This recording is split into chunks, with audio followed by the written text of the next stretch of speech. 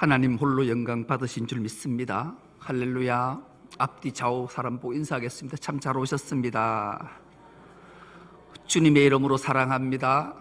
주님의 이름으로 축복합니다. 은혜 받을 줄 믿습니다.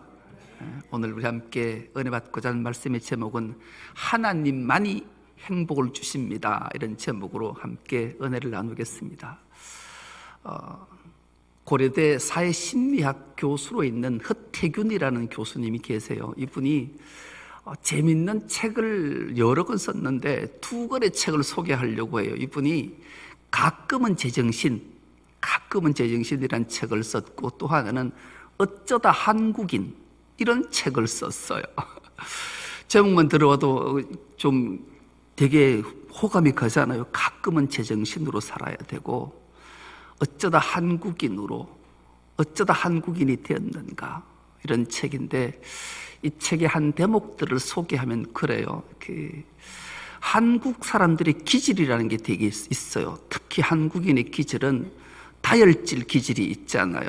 그런데 이걸 세밀하게 풀면 한국 사람은 불확실성, 회피성 기질이 있다라는 거예요. 불확실한 것 보면 못 참는 기질이 한국 사람이 있다라는 거예요. 그래서 막 바쁘게 살고 다혈질적인 삶을 사는 것에 대해서 이야기하고 있어요.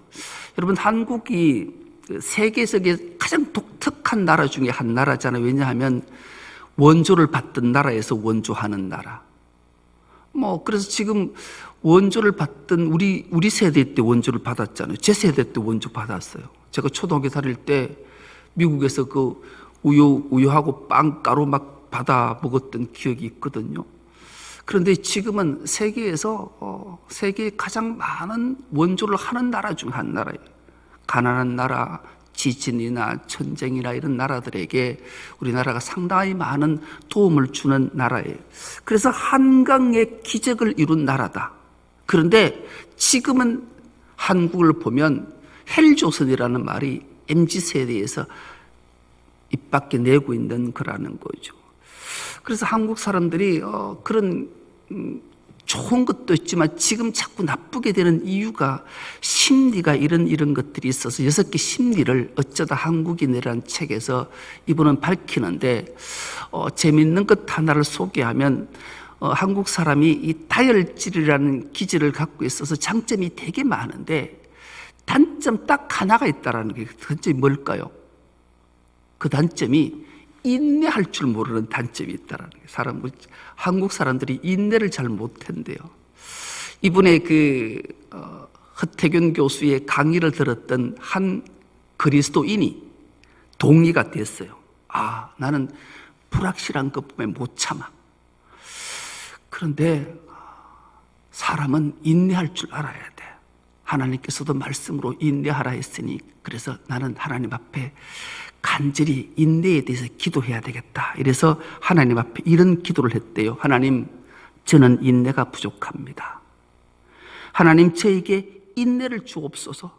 그런데 지금 당장 속히 빨리 주옵소서.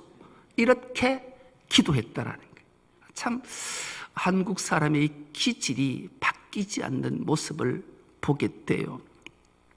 그리고 이분이 쓴 책 중에 소개도 했지만, 가끔은 제정신. 한국 사람들이 가장 듣기 싫어하는 말 중에 첫 번째가 넌 착각하고 있어. 이 소리 들으면 사람이 기분 되게 나빠한대요. 근데 사람은 착각하며 사는 존재라는 거예요. 그렇지만 세상을 끊임없이 착각하며 살면 안 되고 가끔은 제정신으로 살아야 된다. 그래서 우리가 무엇을 착각하는지를 알면 세상을 알 수 있다는 거죠.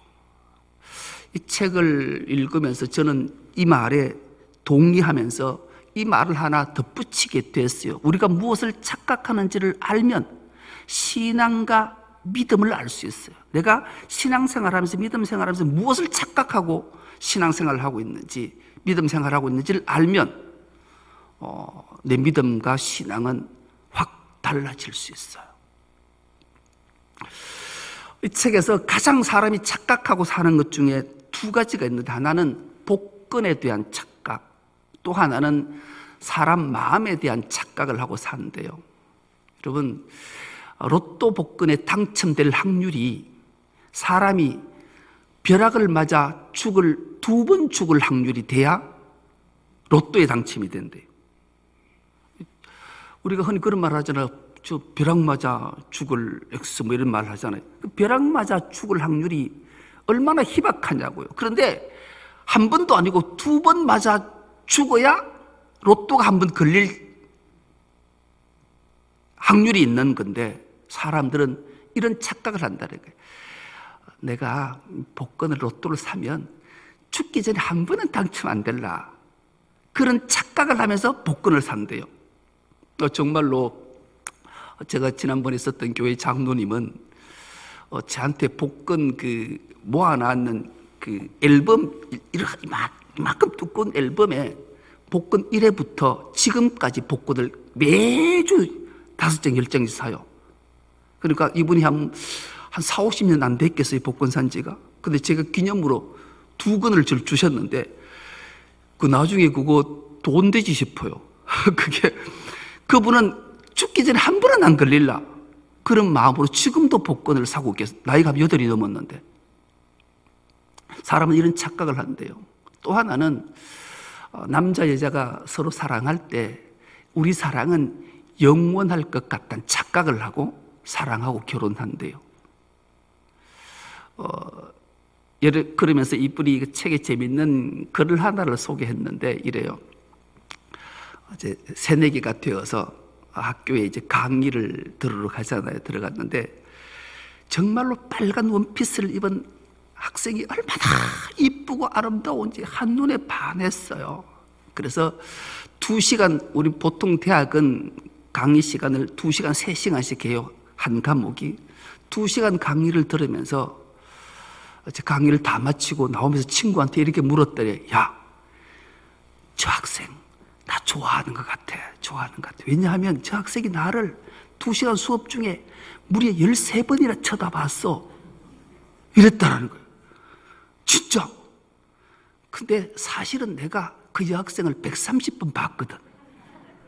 자기가 그 학생을 130번 보니까 그 학생이 뭐 자꾸 느낌이 이상하니까 자기를 한 13번 쳐다봤는데 자기가 그 여학생이 자기를 좋아한다라는 착각을 한다라는 거예요. 이런 사람이 이렇게 착각하면서 인생을 산다라는 거예요. 여러분, 그때 착각하지 않으면 착각하는 인생, 사람의 모순이 가장 듣기 싫어하는 것이 넌 착각하고 있으라는 소리를 싫어하면서도 착각하고 살지 않으면 또한 세상은 살아갈 수가 없는 거예요. 왜냐하면 여러분, 학생이 공부를 할 때 목표를 세우잖아요. 나는 스카이 대학을 갈 거야. 열심히 그런 착각을 하지 않으면 공부할 필요가 없는 거예요. 공부를 안 하게 되는 거예요.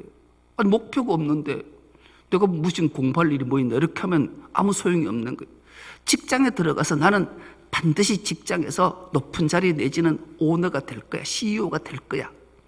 그런 착각을 하지 않으면 직장 잡을 일도 없고 직장에서 열심히 일하지도 않는다라는 거죠. 그래서 사람들은 끊임없이 착각하면서 살아야 되는 것 또한 사실이라는 거예요. 그런데 이 끝까지 착각을 하면 안 되고 가끔은 제정신으로 살아야 세상을 행복하고 아름답게 잘 살 수 있다. 그렇게 이 책은 우리에게 가르쳐주고 있어요. 우리 신앙도 마찬가지예요. 신앙을 착각하면서 신앙생활을 하는 사람들이 되게 많아요. 나는 구원 받았을 것 같아. 아니, 구원 받았어. 여러분, 구원 받으셨어요? 착각하는 건 아니세요, 혹시? 나는 믿음 생활을 잘하고 있어. 내 정도 신앙생활을 하면 그래도 괜찮아. 혹시 이런 생각하고 살진 않으세요? 착각하고 신앙생활을 하면 정말로 주님 앞에 섰을 때, 또 주님이 이 땅에 오셨을 때 슬피 울며 이를 갈 수 있어요. 오늘 본문은 한 절만 봤는데요. 솔로몬이 인생을 다 살고 마지막 하나님의 부름 앞에 쓴 말씀이 전도서잖아요. 이 전도서는 정말로 깊은 심오한 뜻이 잘 담겨져 있어요. 오늘 본문의 말씀을 우리가 개역 개정과 새 번역으로 띄워줄 텐데요. 우리가 이 본문의 말씀을 한번 찬찬히 한번 읽어보겠습니다. 시작. 내가 돌이켜 지혜와 망령됨과 어리석음을 보았나니 왕 뒤에 오는 자는 무슨 일을 행할까? 이미 행한 지 오래전의 일일 뿐이니라. 임금 자리를 이어받은 사람이 무엇을 할 수 있는가? 기껏해야 앞서 다스리던 왕이 이미 하던 일뿐이다. 무엇이 슬기로운 일이며 무엇이 얼빠지고 어리석은 일인지 알려고 애를 써 보기도 하였다. 아멘. 여러분, 솔로몬이 전도서를 12장까지 쓰잖아요. 전도서에 세 가지를 전도서는 기록하고 있어요. 오늘 본문 바로 앞절까지는 헛됨을 얘기해. 헛됨을. 내가 인생을 다 살아보니까 헛되더라. 그리고 오늘부터는 인생은 모순투성이더라. 모순투성이더라. 그리고 마지막 인생은 불확실하다. 자기가 인생을 다 살아본 결론을 내려보니까 인생은 헛되고 모순투성이고 불확실하다라는 거예요.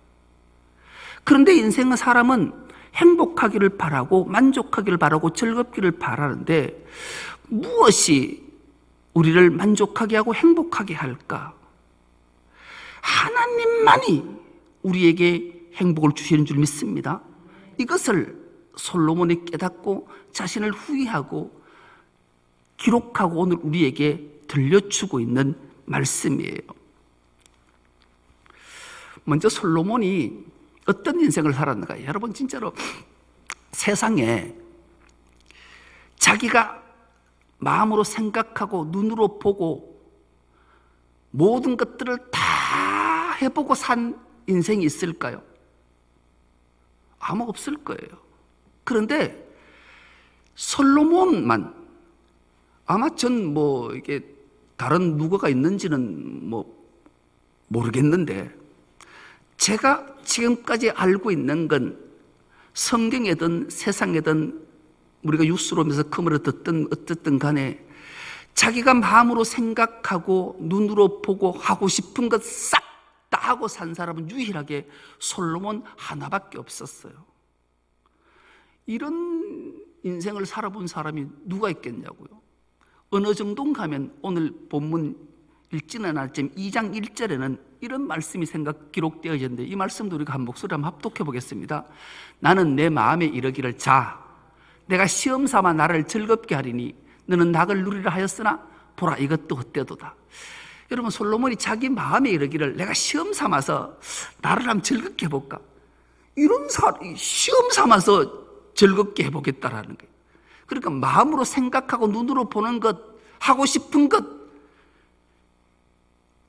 싹 다 해봤다는 싹 다 해봤는데 이것 또한 허무하더라는 거예요. 여러분, 우리는 이렇게 생각할 수 있어요. 지는 다 해봤으니까 그렇지. 나는 100가지 마음으로 생각해보고 시험 삼아 머리에 막 떠올랐는 것 100가지 생각하고 마음에 생각했는 것 10가지도 못 해봤는데 그래도 솔로몬은 실제로 해봤으니까 내가 해보니까 마음에 생각하는 것까지 해봤는데 너를 즐겁게 해보겠다 했는데 그것 또한 헛되더라는 거예요. 여러분, 이 즐겁게라는 말을 원본에 찾아보니까 이 기가 막힌 말이, 이 즐겁게라는 히브리 말이 하마샤라는 단어로, 이 하마샤가 어떤 뜻인가 하면 즐거운 건 반드시 전제되는 조건이 술이 빠지면 사람은 기쁘거나 즐거울 수 없다라는 거예요. 여러분, 성경은 우리에게 이런 말씀을 주죠. 너희가 술 취하지 말라. 이런 방탕한 것이니. 여러분, 술을 취하면 방탕하게 되므로 너희는 술 취하지 말고 오직 성령의 충만함을 받으라. 하나님이 말씀하신 이유가 있어요. 여러분, 술은 기가 막힌 힘이 하나 갖고 있다라는 거예요. 술은 사람의 정신과 마음과 생각과 육을 지배하는 힘이 있다라는 거예요. 여러분, 술의 힘이 대단해요. 그래서 이 술이라는 단어하고 똑같은 단어가 성령의 충만함이에요. 그래서 하나님께서 술 취하지 말라 이런 방탕한 것이 오직 성령의 충만함을 받으라고 하나님 우리에게 말씀하신 이유가 바로 여기에 있는 거예요. 지배하는 능력이 똑같이 있는데 술의 지배를 받을 것인가 성령의 지배를 받을 것인가, 선택은 늘 우리에게 달려 있는데, 술에 왜 지배를 받는가 하면, 전 술을 안 먹어봐서 한번 술을 좀 잘 먹어봤으면 좋겠는데, 술을 잘 못 먹으니까 지배를 안 받아보니까 모르는데, 술에 왜 이런 말이 하잖아요. 술이 술을 먹는다. 한잔 하면 알딸딸해지고 기분이 좋았다가 2잔 3잔 하고 나면 나도 모르게 술이 술을 먹게 해서 지배를 받아서 자기가 통제가 안 돼서 안타까운 일이 생기게 되는 거잖아요. 여러분, 얼마 전에도 음주한 60대가 그 꽃다운 생명을 사고로 잃게 만드는, 그래서 저는 개인적으로 사법부를 좀 신뢰하지 않아요. 검찰이나 판사나. 여러분, 그 판사나 검사 좀 존경 안 했으면 좋겠어요. 여러분, 살인죄가 어떤 게 살인죄라고 해서 꼭 사람을 교통사고로, 그분도 60대 술 취해서 음주로 사람을 취해서 죽게 했는데 집행유예 받았고 벌금 받고 이렇대요. 여러분, 초등학교 1학년, 2학년 아이가 꽃 한번 못 피워봤는데 술 취한 사람이 운전해서 그 아이를 죽였는데 벌이라는 게 고작 집행유예 벌금 얼마를 맞고 풀려나니,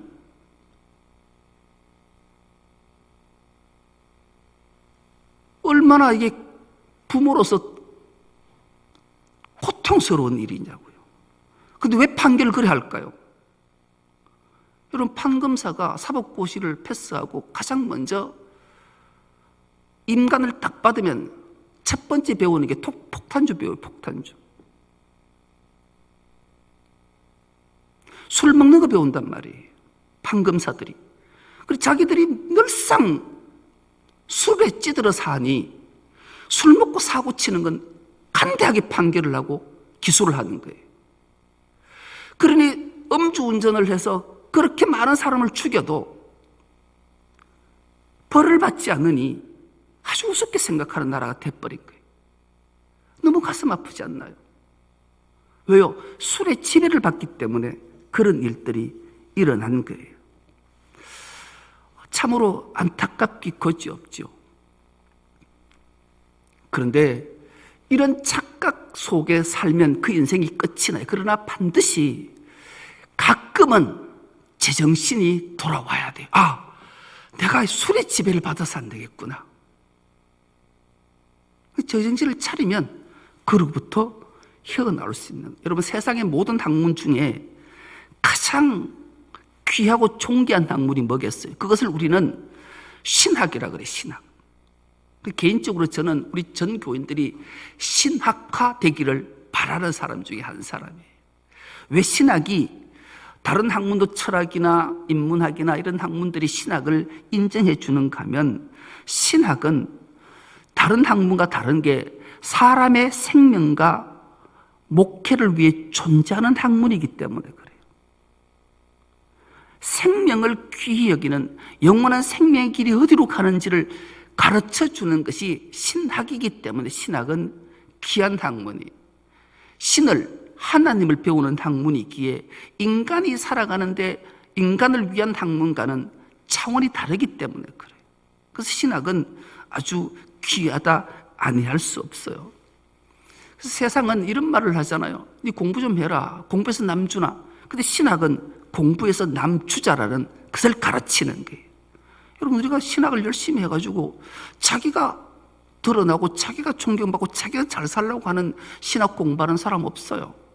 물론 한국 교회가 수십만 개가 있는데 그 중에 1%, 2% 정도는 누리고 살죠. 그러나 80%는 여러분이 들으면 상상도 못해요. 한국의 목회자 80%는 저는 그게 속하진 않아요. 그래서 제가 좀 반성하고 살아요. 80%는 한 달에 생활비가 120만 원 미만이에요. 최저 생계 유지비가 안 되는 거예요. 한국의 목회자 80%가 그 돈 받고 살아요. 처참하게 살죠. 그러니까 지금 신학에 목회자 되려고 신학교 공부하러 오는 학생들이 없어요. 신학교 가보면, 뭐 가까운 영남신학대에 제가 한번 가봤잖아요. 가보니까 신대원 학생들이 50명 있는데 30명이 5, 60대 할머니, 5, 60대 할머니, 다 근사님들이 한 90%쯤 돼요. 그리고 20명이 남잖아요. 10명은 시집장가 못 간 노처녀, 노총각들. 그리고 10명 중에, 10명에 한 7, 8명은 그나마 20대 아침밥 먹고 신학교 와서 열심히 있는 사람. 그러니 교회에서 목회자 청빙을 하려면 목사들은 넘쳐나는데 청빙할 사람이 없는 거예요. 그렇다고 할머니 권사님들을 목사로, 전도사로 청빙 못 하잖아요. 현실이 물어보니까 왜 그래요? 살 수 있는 길이 없는 거예요. 요즘 아이들 한 둘이 놓고 살면 한 달에 생활비가 여러분 상상이 가시잖아요. 그러니 방법이 없는 거예요. 참 이런 현실을 우리가 살아가고 있어요. 그러나 우리가 한번 기억해 보자고요. 우리가 사람이 착각하고 살아야 되는 이유 중에 또 하나는 이런 거죠. 공부 열심히 하는 사람이 지식의 쾌락이 있어요. 야, 나 공부하는 게 되게 재밌어. 그런 사람이 있어요. 진짜 있어요. 저는 공부하기 싫던데. 근데 성경 공부는 너무 재미있었어요. 그래서 하나님이 나를 목사 만들려고 작정하셨다. 구약을 성경 공부해보면 얼마나 재미가 있는지 어느새 시간이 몇 시간 갔는지도 모르더라고요. 근데 지식의 쾌락이 있어요. 지식의 쾌락이. 그리고 술의 쾌락이 있고요. 선에도 쾌락이 있어요. 좋은 일을 하면 이 기쁨이 받는 것보다 주는 게 훨씬 더 기뻐요.